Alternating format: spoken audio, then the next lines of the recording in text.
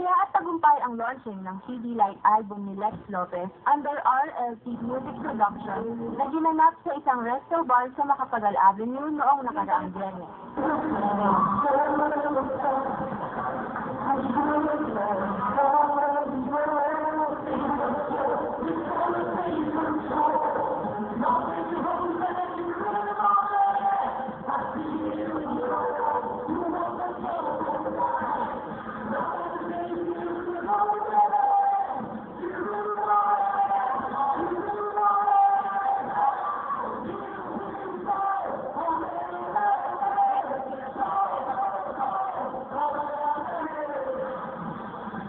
Highlight ng album ni Lex ang Childish version na Love Me.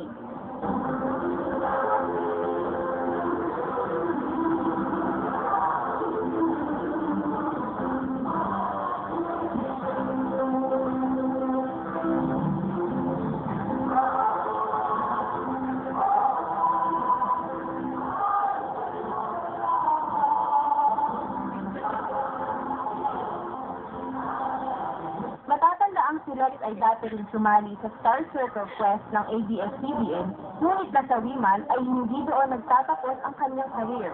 Because aside from acting, he has also talent and guts, especially in music industry.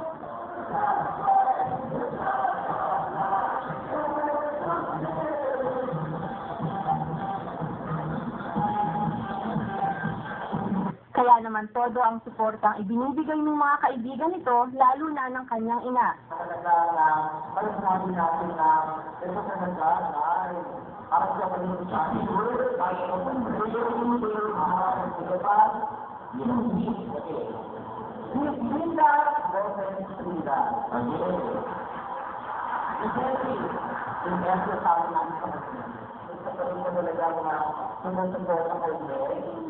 Hindi ko mo siyang igawan simulahin ko yun. Dahil unang-una, nagkaroon na kontrata na po.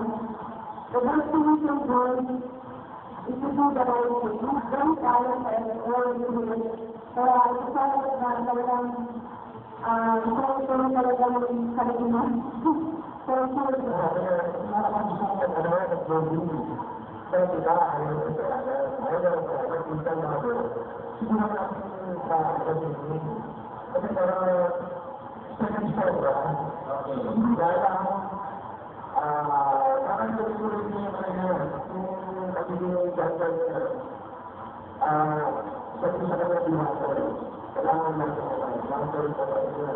Sinabi rin ni Lex na willing at open pa rin naman siya kung may mga offer na ibibigay sa kanya sa showbiz industry.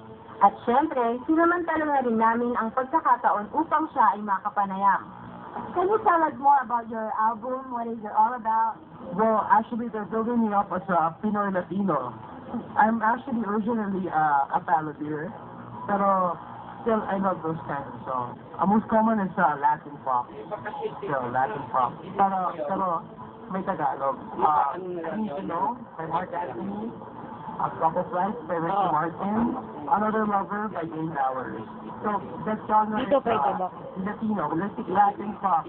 Those songs are very meaningful to me. Kasi, Binibidyo ko nga eh. dedicate that song to them. Kasi this wouldn't happen, not support all of you, this wouldn't be happening, diba? So, I'm very thankful. I'm very thankful to God. Lex, nakakatakot sa piracy ngayon? Sa piracy, I have to say, syempre, there's a big problem in the showbiz industry. But still, for me, as long as I'm inspiring people, it's okay with me. Kasi gusto ko nakakapagpasaya ako ng ibang tao eh. Kaya iniimbatan ko kayo na abangan ng aking album na Love Me by Lex Lopez. I'm sure marami po kayo magugustuhan na kanta doon. Very, very, very meaningful po ang mga lyrics doon. Sana po magustuhan ninyo. Thank you so much, Lex.